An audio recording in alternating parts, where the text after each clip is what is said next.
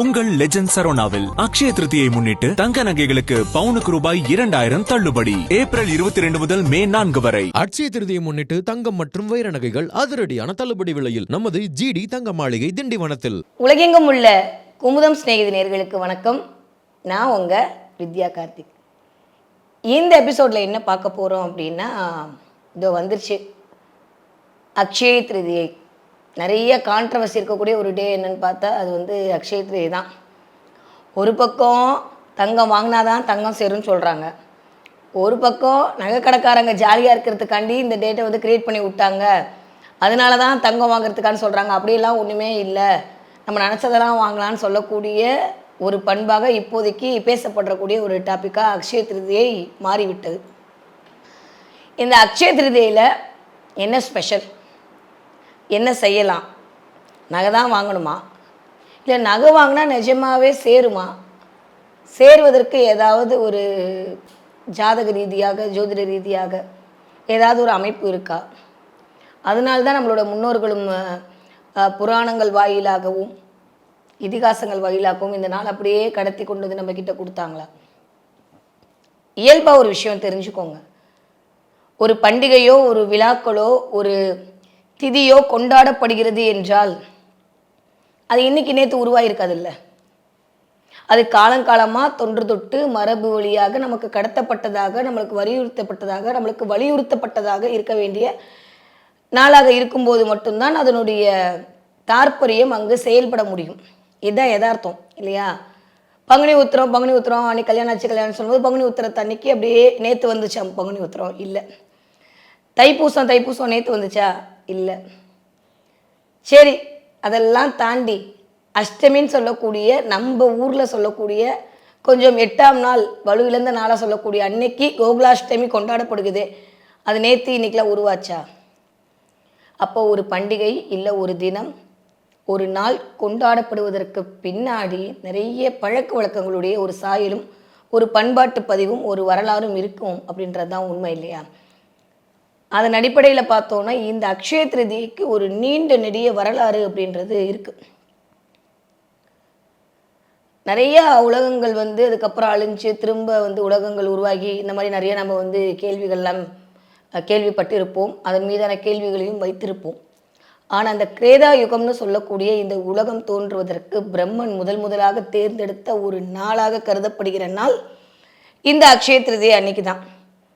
பஞ்ச பாண்டவர்களில் வனவாசம் அனுப்பிச்சுட்டாங்கன்னு சொல்லி நம்ம இதிகாசங்கள்லாம் சொல்லியிருப்பாங்க. அப்போ போய் அவங்க காட்டில் இருக்கும்போது நம்மளுக்கு அந்த கதையெல்லாம் தெரியும். சாப்பாட்டுக்கே ரொம்ப கஷ்டப்பட்டுட்டு இருக்கும்போது ஒரு நாள் என்ன பண்ணாங்களாமா, திரௌபதி போய் சமைச்சு வச்சுட்டு கவுத்தி வச்சுட்டாங்க. வெளியில் வந்து ஒரு பெரிய முனிவர் வந்து சாப்பாடு கேட்கும்போது சாப்பாடு இல்லை. அப்போ என்ன பண்ணுறதுன்னு தெரியல, கிருஷ்ணா எனக்கு வந்து சாப்பிட்றதுக்கு ஏதாவது ஒன்று கொடுனோடனே கிருஷ்ணன் ஒரு உருளி மாதிரியான ஒரு பாத்திரத்தை கொடுத்தார். அந்த உருளி மாதிரியான அந்த பாத்திரத்தில் அல்ல குறையாத பாத்திரம், அதனால்தான் அந்த பாத்திரத்தின் பெயர் அக்ஷய பாத்திரம். அந்த பாத்திரத்தில் எவ்வளோ போட்டாலும் அது வந்துக்கிட்டே இருக்கும். அப்போ வந்து கண்ணன் சொல்கிறார், இந்த நாளில் என்ன செய்தாலும் அது வந்து கொண்டே இருக்கும். அப்பொழுது பாஞ்சாலிக்கு உலகத்தின் பசி போவதற்காக கொடுக்கப்பட்ட பாத்திரம் பெறப்பட்ட நாள் இந்த அக்ஷய திருதியை. இதை ஒரு பக்கம் அப்படியே ஓரமாக வச்சுக்கோங்க. இன்னைக்கு வரைக்குமே நம்மளுடைய வட மாநிலங்களில் ஒரு கருத்து நிலவப்படுகிறது, இந்த நாளன்னைக்கு செய்யக்கூடிய செயல் எப்படி நம்ம வந்து ஆடிப்பட்டம் தேடி விதைன்னு சொல்லுவோம். ஆடி மாதம் நம்ம விதைக்கிற மாதிரி அந்த பக்கம் வடநாட்டில் இந்த அக்ஷய திருதி அன்னைக்கு தான் விவசாயம் செய்வதற்கான உகந்த நாளாக அவர்கள் கணக்கீடு செய்கிறார்கள், மக்களின் பசிப்பினி போக்குவதற்கு. இந்த மாதிரி ஒரு நிறைய ஒரு ஹிஸ்ட்ரி, நிறைய ஒரு வரலாறு, நிறைய ஒரு மக்களோட பண்பாட்டின் சம்பந்தப்பட்ட நிகழ்வுகள் இந்த அக்ஷய திருதியை நாளோடு கணக்கீடு செய்யப்பட்டு தொடர்ந்து நம்மக்கிட்ட கொடுக்கப்பட்டே வருது. ஸோ அதனால் அக்ஷய திருதி அன்னைக்கு எது பண்ணாலும் அது வந்து பெருகும் அப்படின்னு நம்பப்பட்டது, பெருகிட்டு இருக்குன்றது தான் உண்மை, அதில் எந்த மாற்று கருத்துமே கிடையாது. ஓகே, இந்த தடவை இந்த அக்ஷய திருதியை எப்போ வருது அப்படின்னு சொல்லி பார்த்தா 30/4/2025 வருடம் அக்ஷய திருதியை வருது. அக்ஷய திருதியை எதை வச்சு கணக்கீடு பண்ணுறாங்க? திருதியன்ற திதியை மட்டுமா? இல்லை, அக்ஷய திருதியை இருக்கும். இப்போ பார்த்தீங்கன்னா 29ஆம் தேதியே திருதியை திதி வந்துடுது. ஆனால் இந்த ரோகிணி நட்சத்திரத்தோடு கூடிய திருதியை இருக்கக்கூடிய நாளில் நீங்கள் செய்கின்ற ஒவ்வொரு விஷயமும் பன்மடங்காக பெருகும் அப்படின்றது ஜோதிட சாஸ்திரம் சொல்லக்கூடிய ஒரு நியதி. ஜோதிடம்ன்றதே ஒரு அறிவியல் தான். ஜோதிடம் அப்படின்றதே ஒரு அனுபவம் தான். ஜோதிடம் அப்படின்றதே ஒரு ஆலோசனை தரக்கூடிய விஷயம்தான். அந்த அடிப்படையில் இந்த ரோகிணி நட்சத்திரத்தோடு கூடிய வளர்பிறை திருதியை இருக்கக்கூடிய நாளில் நாம் செய்யக்கூடிய ஒவ்வொரு விஷயங்களும் பன்மடங்காக பெருகும். அப்போ ஒன்று வந்து நிறைய சேரணும்னா என்ன பண்ணணும்?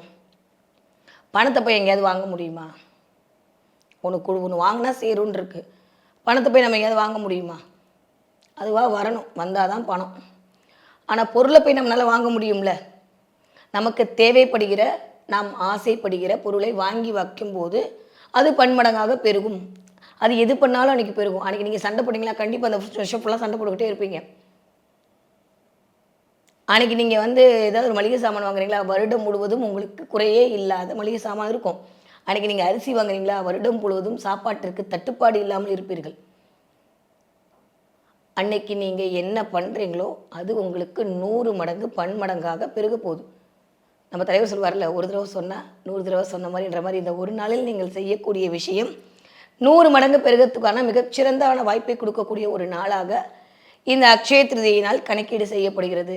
அதனால தான் நம்ம என்ன பண்ணோம், நமக்கு தேவை என்ன? நார்மலாக இந்தியாவின் மதிப்பே தங்கத்தை வைத்து தானே திருமணம் செய்யப்படுது. அதனால் இந்திய மக்களுடைய எல்லா ஒட்டுமொத்த எண்ணமும் என்னவாக இருக்கும்? நகை வாங்கி வைக்கணும்.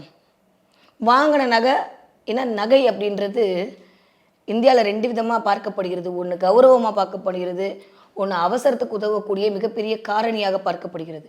அப்போ எது எனக்கு மதிப்பு கொடுக்கிறதோ, எது எனக்கு சமயத்தில் உதவுகிறதோ அது என்னிடம் அதிகமாக இருக்கும்போது நான் வந்து எந்த விதமான ஒரு தொய்வும் இல்லாமல் என்னுடைய வாழ்க்கையை நடத்த முடியும் என்ற நம்பிக்கை பிறக்கிறது. அப்போ அதை நான் சரி பண்ணுறதுக்கு என்ன பண்ணணும்னு நான் யோசிக்கும்போது தங்கம் வாங்கி வைக்கிறது நல்லதுன்ற மாதிரியான ஒரு கான்செப்ட் கொண்டு வரப்பட்டது தான் இந்த அக்ஷய திருதியை. தவிர அக்ஷய திருதியில் தங்கம் வாங்கினா மட்டும்தான் நகை சேரும் அப்படின்லாம் இல்லை. தங்கம் அன்னைக்கு வாங்கினீங்கன்னா நகை நிறைய சேரும். ஆனால் தங்கம் வாங்குற மாதிரி இருக்கணும்ல. இந்த 10,000 ரூபா வந்துருச்சு, 10,000 ரூபாய் கொடுத்து நகை வாங்க முடிஞ்சவங்க வாங்கிக்கோங்க, அது உங்களுடைய சௌரியம். ஆனால் தங்கத்தை ரீப்ளேஸ் பண்ணுற மாதிரி அன்றைக்கி கவரிங் வாங்கலாமா, அன்றைக்கி பித்தளை வாங்கலாமான்னா அது சேர்ந்து உங்களுக்கு பயன் தரக்கூடியதாக இருந்தால் வாங்கி கொள்ளுங்கள். வித்யாபதி நாள்னே அந்த நாளுக்கு பேர். இந்த திருதியை அப்படின்ற திதிக்கு ஒரு கணக்கீடு இருக்குங்க. பஞ்சாங்கத்தில் பார்த்தீங்கன்னா ஒவ்வொரு திதிக்கும் ஒவ்வொரு திதி அன்னைக்கு இதெல்லாம் பண்ணலான்ற ஒரு நியதி இருக்குது, ஒரு வழக்காறு இருக்குது. அந்த மாதிரி இந்த திருதியை அப்படின்ற இடத்துல நம்ம திருமணம் செய்யலாம். திருதியை அன்னைக்கு நம்ம வந்து ஆடை ஆபரணங்கள் வாங்கி கொள்ளலாம். திருதியை அன்னைக்கு வாகனங்கள் வாங்கலாம். திருதியை அன்னைக்கு ஒரு சீமந்தம் பண்ணலாம், வளகாப்பு பண்ணலாம். திருதியை அன்னைக்கு பெண் பார்க்கலாம். திருதியை அன்னைக்கு ஒரு கல்யாணத்திற்கான ஒரு சுப முகூர்த்தம் குறிக்கலாம். இந்த 3ஆம் வளர், அதனால தான் நம்ம சொல்லுவாங்க சந்திரம் இந்த 3ஆம் பிறையை சூடிய கடவுளை வழிபாடு செய்தால் மிக உயர்ந்த முற்றம். ஏன் இந்த 3ஆம் இடம்? நீங்கள் ஜாதக ரீதி எடுத்து பார்த்தீங்கன்னா 1ஆம் இடம் உங்களோட லக்னம், 2ன்னு சொல்லக்கூடியது உங்கள் வருமானம், 3ன்னு சொல்லக்கூடியது உங்களுடைய முயற்சி, தைரிய வீரிய விஜயஸ்தானம், இன்ஃபர்மேட்டிவ் ஸ்தானம், நிறைய தரவுகள் வரக்கூடிய இடம். இந்த 3க்கு அவ்வளவு மதிப்பு இருக்குது. அதனால தான் 3ஆம் இடத்தை நியூமராலஜியில் குருவோட நம்பராக குறிச்சாங்க. அப்போ இன்று 3ஆம் திதியாகிய இந்த பௌர்ணமி கழிச்சு 3 இல்லை அமாவாசை தாண்டி அந்த 3ல் அப்படி லைட்டாக அப்படியே எட்டி பார்க்கக்கூடிய அந்த நிலாவை பார்த்தா மாபெரும் சக்ஸஸ். ஏன்? அந்த திதிக்கு அவ்வளவு வலிமை, அந்த திருதியை அப்படின்ற திதிக்கு இவ்வளவு வலிமை இருப்பதனால்தான். ஏன்னா அதுலேருந்து தான் வளர ஆரம்பிக்கிறது. ரொம்ப சிம்பிள். எதிலிருந்து ஒன்றி வளர்கிறதோ அதுவே ஆதாரம் அப்படின்ற போது இந்த திருதியை அப்படின்ற நாளில் இருந்து தான் சந்திரன் வளர ஆரம்பிக்கிறான். அதனால் சந்திரன் போல் என் வாழ்க்கையும் வளரும் என்கின்ற அடிப்படையில் இந்த திருதியை நாளை தேர்வு செய்தார்கள். நம்ம திரும்பவும் சொல்கிறேன், திரும்ப பழைய கதையெல்லாம் பேசி எல்லாம் ஓகே, ஏன் எதுக்கு எப்போ எப்படி வந்துச்சுன்னு கேள்வி கேட்க ஆரம்பிச்சிட்டோம், இல்லை அதற்கான சரியான பதிலை நம்ம கண்டுபிடிக்க ஆரம்பிச்சிட்டோம் அப்படின்னா நம்ம முன்னோர்கள் எவ்வளவு அறிவாளிகள், நம்ம எவ்வளோ விஷயத்தை வந்து எவ்வளோ பொக்கிஷத்தை வந்து நம்ம பாதுகாக்காமல் வச்சுருக்கோன்றது நம்மளுக்கு புரியும். அந்த வகையில் இந்த திருதியை அப்படின்ற திதி எதற்கு மூலமாக கணக்கீடு செய்யப்பட்டது என்றால் வளரும் என்கிற தன்மையில் கணக்கீடு செய்யப்பட்டது. இது ஏன் அக்ஷய திருதியை? மே மாதம் அப்படின்னு சொல்லக்கூடிய மாதத்துக்கு முன்னாடி இருக்கக்கூடிய இந்த ஏப்ரல் மாதத்தில் தான், சித்திரையில் தான் சூரியன் உச்சமடைவார். சூரியன் தான் யாரு? வருமானம். சூரியன் தான், சூரியன் எல்லாம் உலகம் இயங்கிடுமா? என்னதான் இருக்கட்டும், இந்த சித்திரை மாதத்திலிருந்து தான் பண்டைய நாட்கள் கணக்கீடு செய்யப்பட்டன. சித்திரையில் வந்து சூரியன் உட்காரும் போது அது மேஷம், சித்திரையில் வந்து ரிஷபத்தில் உட்காரும் போது அது வைகாசி, திரும்ப வந்து மிதுனத்தில் உட்காரும்போது அது வந்து ஆணி. இந்த மாதிரி கணக்கீடு வச்சு வச்சு வச்சு கடைசியில் வரும்போது மீனத்தில் போய் சூரியன் உட்காரக்கூடிய மாதம் பங்குனி என கணக்கீடு செய்யப்பட்டது. அப்போ எதிலிருந்து ஒன்று ஆரம்பிக்கப்படுகிறதோ அது வளரக்கூடிய நாளிலிருந்து செய்யும்போது நம்மளுடைய வாழ்வியலுக்கான வளர்ச்சி இருக்கும் அப்படின்ற ஐதீகத்தில் தான் இந்த அக்ஷய திருதி அன்னைக்கு நீங்கள் என்ன பண்ணுறீங்களோ அது எல்லாம் வளரும் அப்படின்ற மாதிரியான ஒரு கான்செப்டே கொண்டு வரப்பட்டது. முதல்ல நம்ம இது எதுக்கு கொண்டு வரப்பட்டது தெரிஞ்சுக்கிட்டோம்னா நம்ம கிளாரிட்டியாக நம்ம என்ன வேணுமோ அதை வாங்கிக்கலாம். ஓகே, ஸோ அக்ஷய திருதி என்ன அப்படின்னா வளர்ச்சிக்கான ஒரு ஆதாரமான ஒரு நாள். நீங்கள் என்ன வேணால் பண்ணலாம், தங்கம் தான் வாங்கணும்லாம் இல்லை. நான் சொன்னேன், தங்கம் வாங்குறது எதுக்குன்னா ஒரு நம்பிக்கை, ஒரு பாதுகாப்பு, ஒரு கௌரவம், ஒரு அடையாளம், ஒரு அந்தஸ்துக்காக வாங்கி வைக்கப்படுகிறது. ஓகே, இந்த வருஷம் தங்கம் வாங்கணுமா? இந்த வருஷம் தங்கம் வாங்கினா சேருமா? 100 விழுக்காடு சேரும். ஏன்னா காலப்புருஷனோட 2ஆம் வீடுன்னு சொல்லக்கூடிய அந்த ரிஷபத்தில் தான் இப்போதைக்கு பொன்னன்னு சொல்லக்கூடிய குரு உட்கார்ந்துருக்கிறார். குருவோடு கூடிய சந்திரன், ரோகிணியில் தான் சந்திரன் உச்சமடைகிறாரு. குருவோடு கூடிய சந்திரன் இருக்கும்போது பொண்ணுக்கான சந்திரனாலே வளர்ச்சி தானே. டே டு டே லைஃபுக்கு யார் தேவை அப்படின்னா ஜாதகத்தில் சந்திரன் தான் தேவை. அவன் தான் பயணக்காரகன். ஏன்னா அவன் தான் எல்லாக்கிட்டையும் பயணப்பட்டு எல்லாருடைய கதிர்வீச்சையும் கொண்டு வந்து பூமிக்கு கொடுத்து நம்மக்கிட்ட வந்து இயக்கிட்டு இருக்காரு. யார்? மிஸ்டர் சந்திரன். அதனால் அவரை பிடிச்சிக்கிட்டா நம்மளுக்கு என்ன ஆகும்? வருமான சுழற்சி அதிகமாக இருக்கும். அப்போ இந்த தடவை யாரெல்லாம் தங்கம் வாங்குறீங்களோ கண்டிப்பாக தங்கம் இருமடங்காக சேரும். அதில் எந்தவித மாற்று கருத்துமே இல்லை. ஆனால் அது வாங்குவதற்கான பொருளாதார வசதியும் அதன் மீதான நம்பிக்கையும் இருக்குமே. ஆனால் தங்கத்தை நீங்கள் வாங்கி கொள்ளுங்கள். அதை தவிர்த்ததுக்கு ரீப்ளேஸ்மெண்ட்டாக என்ன பண்ணலாம் மேடம்? பால் வாங்குங்க. இதில் இன்னொரு சூட்சமம் என்ன தெரியுமா? இந்த ரிஷபம்ன்ற வீட்டில் தான் ராகுவும் உச்சமடைவார். ராகு தான் பிரம்மாண்டத்தின் பேரொளி. நான் சொன்னேன்ல, கிருஷ்ணர் அட்சய பாத்திரம் கொடுத்தாரு, ஒரு உருளி மாதிரியான ஒரு பாத்திரம் கொடுத்தாரு. அது அல்லல்ல குறையாத ஒரு விஷயம். எப்போ நீங்கள் வாயகன்ற உருளியை வந்து பயன்படுத்துகிறீரோ அந்த நேரத்தில் ஒரு மிகப்பெரிய வளர்ச்சி அப்படின்றது உங்களுக்கு காத்திருக்கு. நம்ம வீட்டிலே பாருங்களேன், அரிசி களையிறதுக்காக இருக்கட்டும், காய்கறி அலம்பரத்துறவங்க பெரிய பாத்திரத்தையே பயன்படுத்துவாங்க. பாத்திரங்களை எப்பயுமே பெருசாக வச்சுருந்தாங்க. இப்போ எல்லாம் அப்படியே குட்டி குட்டியாக சுருங்கி இந்த திருண்டு எடுத்துகிட்டு போகிறதா ஃபேஷன் ஆகிடுச்சு. ஆனால் அந்த காலத்தில் பார்த்தீங்கன்னா பெரிய பெரிய பாத்திரங்களை, வாயகன்ற பாத்திரங்களை பயன்படுத்துகிறாங்க. வாசலில் வரும்போதே அண்டா நிறைய தண்ணி வச்சு கால் கழுவிட்டு உள்ளே வர சொல்லுவாங்க. இது எல்லாமே நமக்கு பின்னாடி நமக்கு தெரியாமல் நம்மளை அழகாக நம்மளுடைய வாழ்வியலை நம் முன்னோர்கள் இயக்கி கொண்டிருந்தார்கள். அந்த நேரத்தில் நீங்கள் வாங்கிட்டு வர எந்த ஒரு விஷயமாக இருந்தாலும் பெரிய அகன்ற பாத்திரத்தில் வைத்து ஒரு உருளியில் வைத்து நீங்கள் செய்யும்போது அதோட மகிமை அப்படின்றது 2 மடங்காக பெருகும். ஓகே, கல்லுப்பு வாங்குங்க. அன்றைக்கி எதை வாங்குறீங்களோ இல்லையோ அக்ஷய அன்னைக்கு நீங்கள் பண்ண வேண்டியது கல்லுப்பு வாங்குங்க. மகாலட்சுமியின் சொரூபம் எங்கே இருக்கானா கல்லுப்பில் தான் இருக்கா. தயவு செஞ்சு வந்து டாடா சால்ட்டை வந்து ஸ்விக்கிலேயோ இல்லை பிளிங்கிட்லேயோ ஆர்டர் பண்ணி இங்கேருந்து ஜிபே பண்ணிங்கன்னா ராகு ஆக்டிவேட் பண்ண முடியாது, கடனை தான் ஆக்டிவேட் பண்ண முடியும். காசு கொடுத்து உப்பு வாங்குங்க, திரும்ப சில்லறையை வாங்கிட்டு வாங்க. நீங்கள் ஒருத்தவங்கிட்ட இருந்து வாங்கும்போது தான் வளருவீங்க. நீங்கள் ஆர்டர் பண்ணிங்கன்னா ஜொமேட்டோக்காரனும் ஸ்விக்கியும் பிளிங்கிட்டு தான் வளருவான், நம்ம வளர மாட்டோம். அதனால் அதை கொஞ்சம் ஞாபகம் வச்சுக்கோங்க. கடையில் போய் காசு கொடுத்து வாங்கிட்டு வாங்க. ஒவ்வொரு காரகத்துவம் அன்றைக்கி தீர்மானம் செய்யப்பட்டது. நம்ம ஜாதின்ற அடிப்படை இந்த பக்கம் வந்துருங்க. நம்ம எல்லாமே குமுதம் சிநேகிகள் எல்லாருமே மிகுந்த மதிநுட்பம் பொருந்தியவர்களே, எது எங்கே எப்படின்னு ஆராய்ச்சி பார்க்கக்கூடிய ஆட்கள் நம்மலாம். ஜாதியின் அடிப்படையில் பிரிக்கப்பட்டதில்லை, வேலையின் அடிப்படையில் தான் பிரிக்கப்பட்டது. இவர்கள் இப்படிப்பட்டவர்கள். அப்போ அந்த காலத்தில் செட்டியார் கடனே ஒரு கடை இருக்கும், நாடார் கடனே ஒரு கடை இருக்கும். இந்த மாதிரி வைசியர்கள்னு சொல்லுவாங்க. இயல்பாக வைசியர்கள்கிட்ட பணம் தங்கு தடை இல்லாமல் வந்து கொண்டே இருக்கும். அப்போ அவங்கக்கிட்ட போய் வாங்கும்போது நம்மக்கிட்ட இருந்து அந்த எனர்ஜியை ரிசீவ் பண்ணிக்கலாமேன்றனால தான் வைசியர்கள்கிட்ட போய் வாங்கிட்டு வாங்கினாங்க. அதனால தான் குபேரனுக்கே குபேராய வைசியராயன் பேர். புரியுதா? அப்போ நம்ம இதெல்லாம் வந்து கடையில் போய் காசு கொடுத்து என்ன பண்ணுறீங்களோ இல்லையோ தயவு செஞ்சு கல் உப்பு வாங்குங்க. மேக்ஸிமம் இந்த பிராண்டடை தவிர்த்துருங்க. மகாலட்சுமி பாவம் ஏற்கனவே அயோடினை போட்டு கொள்றாங்க. இன்னும் அயோடின் போட்டு உப்பை வாங்கினீங்கன்னா அவரை மகாலட்சுமி காண்டாயிடுவா. அதனால் அதெல்லாம் வேண்டாம். ஏதாவது வந்து என்னமோ சொல்லுவாங்க, அந்த மாதிரி நேம் இல்லாமல் நார்மலாக இருக்கக்கூடிய உப்பில் தான் அம்பாள் வாசம் செய்வாள். எப்பயுமே எளிமையில் தான் கடவுளை காண முடியுமே தவிர, ஏகாந்தத்தில் தான் கடவுளை காண முடியுமே தவிர, உங்களுடைய அந்த இதிலெல்லாம் காண முடியாது. பிராண்டட் உப்பு வாங்குங்க, அது உங்களுடைய சௌகரியம். அதை தாண்டியும் நார்மல் உப்பு கிடச்சதுன்னா தயவு செஞ்சு வாங்கி வச்சுக்கோங்க. ஒரு விஷயம் பண்ணிட்டீங்க, ஓகே. அன்றைக்கி ஒரு கண்ணாடி பவுலில் உங்கள் வீட்டில் அந்த உப்பை கொட்டி வைங்க. சாமிக்கிட்ட கொண்டு போய் வைங்க. நான் சொல்கிற இந்த மந்திரத்தை சொல்லுங்கள். இந்த விரல் எடுத்துக்கோங்க. இந்த விரலில் கரெக்டாக அந்த உப்பின் மேல் சொருகி கொள்ளுங்கள். ஏகம் தனம் சர்வம் சித்திக்கும். ஏகம் தனம் சர்வம் சித்திக்கும். ஏகம் தனம் சர்வம் சித்திக்கும். இந்த மந்திரத்தை 3 தடவை சொல்லுங்கள். எப்பொழுதுமே வார்த்தைகளுக்கு வலிமை அதிகம். நீங்கள் இப்படி தான் சொல்லணும்னு அவசியமே இல்லை. உங்களுக்கு இதெல்லாம் வரலையா, ஒன்றுமே வேணாம். அந்த உப்பு மேலே கை வச்சுக்கோங்க. ஆத்தா மகாலட்சுமி, என் வீட்டிலேயே நீ நிறைஞ்சிருக்கணுமா, இந்த உப்பை நீயா நினச்சி நான் வழிபாடு செய்கிறேன். இந்த உப்பில் நீ இருந்தே ஆகணும். என் கூட இருந்து என் செல்வத்தை நீ மேற்கொண்டு சிறப்படைய செய்து கொண்டே இருக்க வேண்டும் என்று வேண்டிக் கொண்டு அந்த உப்பில் உங்களுடைய விரலை வைத்து வேண்டுங்க. ஆள்காட்டி விரலுக்கு அவ்வளவு மகிமை இருக்கிறது. இதுதான் சுக்கிர விரல். அதனால தான் சுட்டும் போது பார்த்து சுட்டணும்னு சொல்லுவாங்க. இந்த சுக்கிர விரலை நீங்கள் அங்கே இயக்குனீங்கன்னா ஆட்டோமேட்டிக்காக சுக்கிரன் இயங்க ஆரம்பித்து விடுவான்.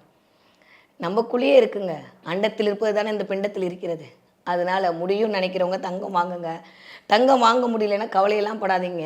அதை விட 2 மடங்காக மகாலட்சுமி நம்மக்கிட்ட வந்து உட்காந்துருப்பா. அப்போ தங்கம் என்ன வயிறும் வைடூரியெல்லாம் சேர்ந்து நம்ம வீட்டுக்கு வந்துடும்.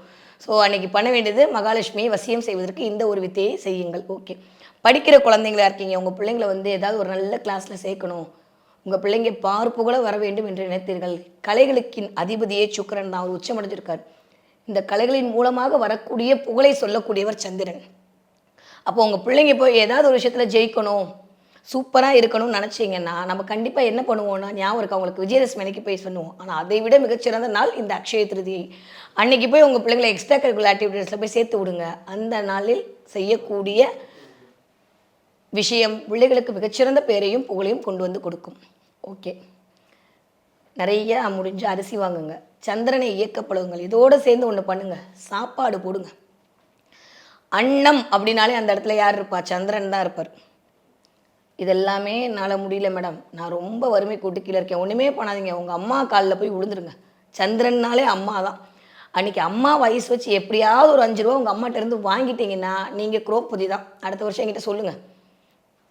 இதை செஞ்சு பாருங்கள். நீங்கள் நகை கடையில் போய் நகை வாங்குறீங்களோ இல்லையோ, டேக்ஸ் கட்டுறீங்களோ இல்லையோ, இல்லை நீங்கள் ஆர்டர் பண்ணி உப்பு வாங்குறீங்களோ இல்லை, அதெல்லாம் தாண்டி காசே இல்லாமல் நேராக உங்கள் அம்மாட்ட போய் ஒரு ஐ லவ் யூ சொல்லி, அம்மா ஒரு 10 ரூபா கொடுங்கன்னு உங்கள் அம்மா கையால் காசு வாங்கிட்டு வந்து கல்லாப்பட்டியில் வச்சு பாருங்கள். அடுத்த வருஷம் பணம் கொட்டுன்னு கொட்டும். இதுதான் சத்தியம். ஏன்னா சந்திரனாலே அம்மா தான். அப்போ அம்மாவை இயக்க தெரியணும். அப்போ அம்மா எப்போ கொடுப்பாங்க? சும்மா கிட்டனே கொடுத்துருவாங்களா? அம்மா வயசு வச்சு அம்மா சந்தோஷமாக அம்மா ஆசீர்வாதம் பண்ணி கொடுக்கக்கூடிய பணம் அப்படின்றது மிகப்பெரிய மடங்கில் உங்களுக்கு வளரும். நீங்கள் அம்மாவாக இருந்தால் தயவு செஞ்சு அன்றைக்கி ப்ளஸ் பண்ணி உங்கள் பிள்ளைங்களுக்கு காசு கொடுங்க. உங்கள் பிள்ளைங்க ரொம்ப நல்லா வளருவாங்க. இதுதான் ஐதீகம். அதனால தான் பண்டிகை அன்னைக்கு நம்ம என்ன பண்ணோம், அம்மாவின் அப்பாவின் காலில் ஆசீர்வாதம் வாங்கி நம்ம காசு வாங்கணும். இன்றைக்கி அதெல்லாம் கூட ஃபேஷனாக மாறி போச்சு இல்லை. ஸோ அம்மாவிடம் நீங்கள் அன்றைக்கி வாங்கிறது, அம்மாவுக்கு நீங்கள் ஏதாவது பண்ணீங்க அப்படின்னா அன்றைய தினம் உங்களுடைய பொருளாதார வளர்ச்சி மிகச்சிறந்த வகையில் இருக்கும்.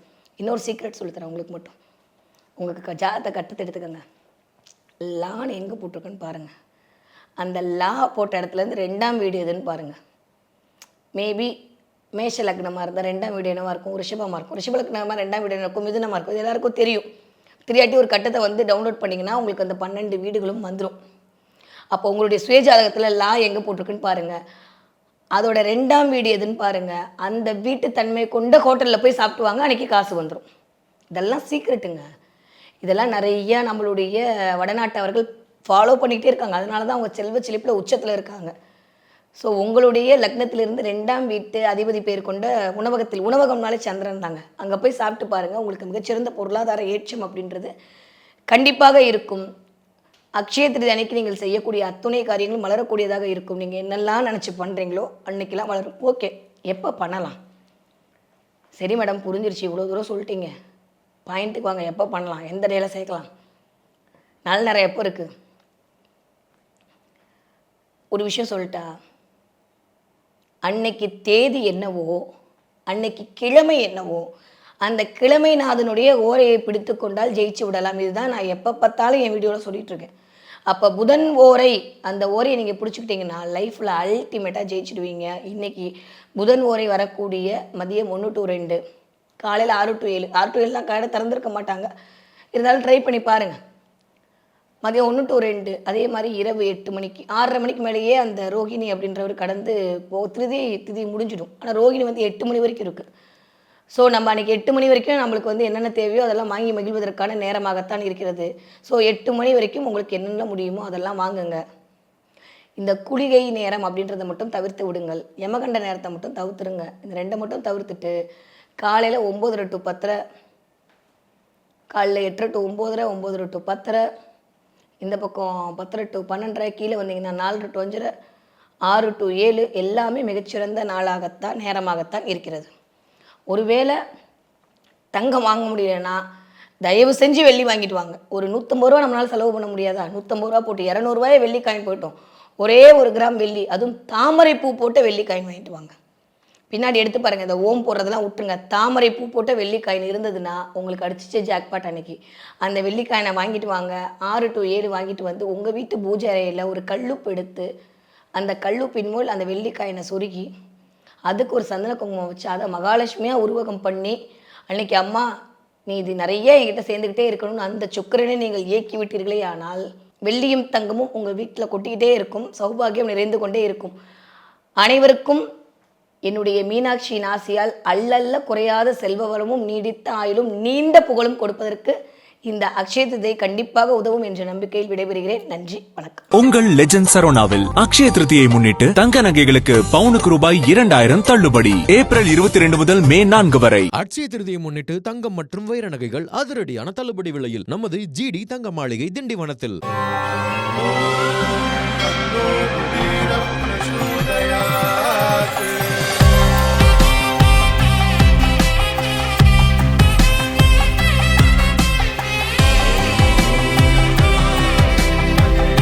இந்த அக்ஷய திருதியில ஆத்மார்த்தமான ஆஃபர். உங்க லலிதாவோட ஏற்கனவே கம்மி சேதாரத்துல 1 இல்ல இன்னும் 2%, 3% கம்மி. வைர நகை கேரட்டுக்கு 6000 ரூபாய் கம்மி.